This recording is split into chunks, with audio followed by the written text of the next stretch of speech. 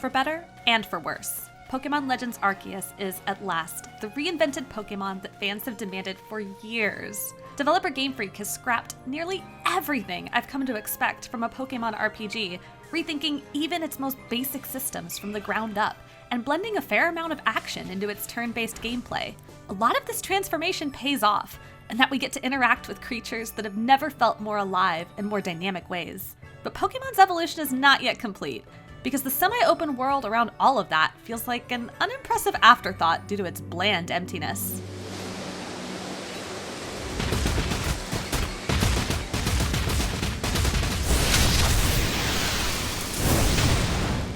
The way Arceus completely reimagines how you go about capturing and battling Pokemon is exemplary. Pokemon wander the overworld as they did in Let's Go and Sword and Shield's wild area, but instead of touching them to start every fight, here you have a buffet of options for how to approach each encounter. You could toss a Pokeball right away for a capture attempt, send out one of your Pokemon for a battle, or throw items to distract or stun them.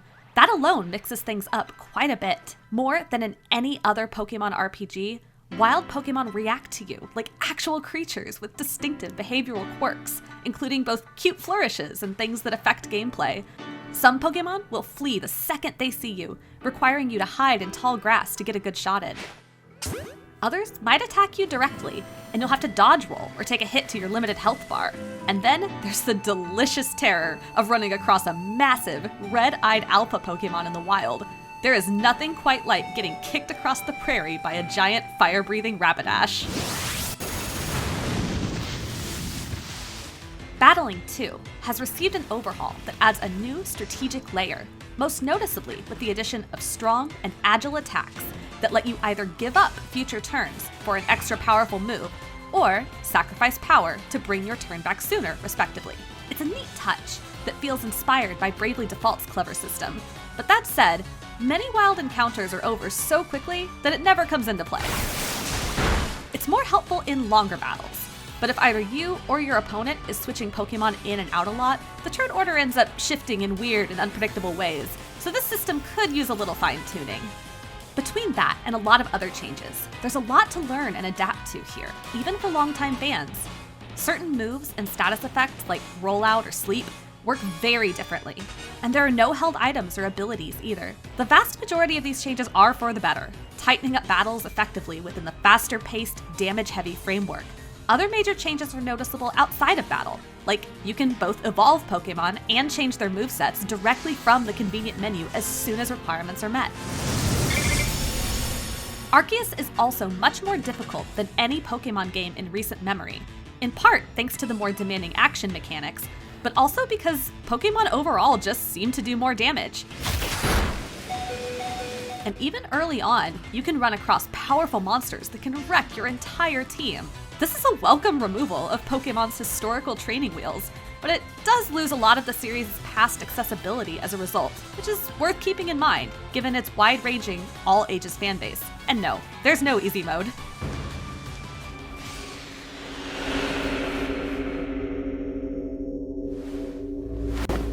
In the world of Arceus, the dramatic differences in how you battle and catch Pokemon exist because you've been flung through time and space to a precursor of Diamond and Pearl's Sinnoh region, the Hisui region. So you're actively inventing both as you go. The twist allows for a pleasant new perspective on 242 of the familiar monsters as you help humans learn to overcome their fear and live alongside them. And what better way to do that than by compiling the first ever Pokédex?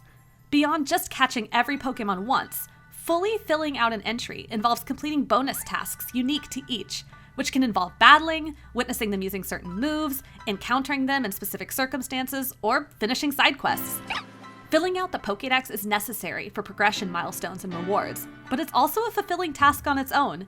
When combined with the other new systems, Arceus' cycle of visiting a new area, working on the Pokédex, turning in progress, and repeating proved enticing for hours. But fun as it was to catch and catch and catch Pokemon, Legends Arceus' brilliant new systems come with a major downside. They all exist within an ugly, empty world. With the singular exception of its pleasant skies, Arceus' region of Hisui is just not nice to look at, ever. Textures are ugly and repetitive, grass and trees are excessively simple and obvious, and the water effects are utterly bizarre. Objects pop in and out at close range, and large wild Pokémon spotted in the distance run at an agonizingly slow frame rate that makes them look like stop-motion animations.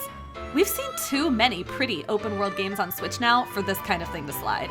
What's more, while the overworld is massive in size, so much of it is functionally empty, lacking even interesting natural phenomena or roadside curiosities. The handful of landmarks it does have are frequently disappointing, too. Often I saw what I thought might be a cool mountain cave, only for it to be a dead end inhabited by more Zubat. Essentially, exploring and getting to know Hisui is entirely about cataloging its Pokémon. The region itself is an underdressed, inelegant afterthought. Hisui is also entirely devoid of anything resembling dungeons or puzzles, aside from one basic sort of dungeon about 20 hours in. Lacking suitable replacements for the traditional gyms and the like, Arceus feels like it's missing meaningful build-up to major encounters and lacks the satisfaction that comes from surviving a long excursion into a dangerous place. Without that, gameplay is almost entirely defined by its repetitive catching and battling. Sure, that alone is reasonably fun for a while, and interspersed action-heavy boss fights with powerful Lord and Lady Pokémon do help freshen things up.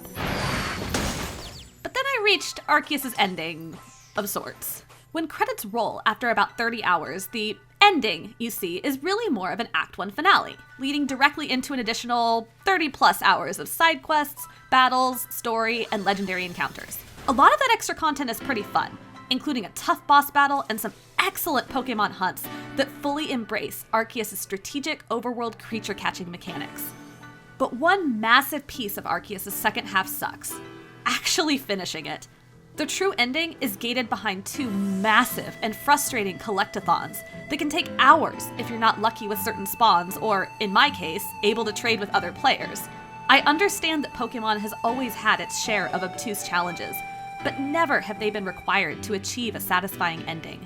Given how much else was reinvented here, this sort of tedious mandatory activity should have been the first thing to go, especially given that the ending you get out of it doesn't really do much to tie up the many, many story threads left hanging.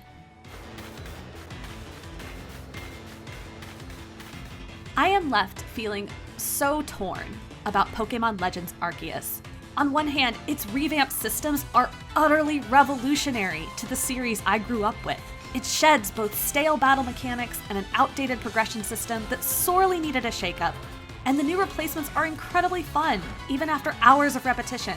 But while Arceus is the closest Pokemon has ever been to the monster catching and battling I imagined in my head as a child, the disappointingly empty and barren-looking Pokemon world it's placed in doesn't feel the same. So while this is the best it's ever felt to actually play Pokemon, that level of ambition and brilliance deserved a much better house to live in. For more, check out our reviews of Pokemon Brilliant Diamond and Shining Pearl. And for everything else, stick with IGN.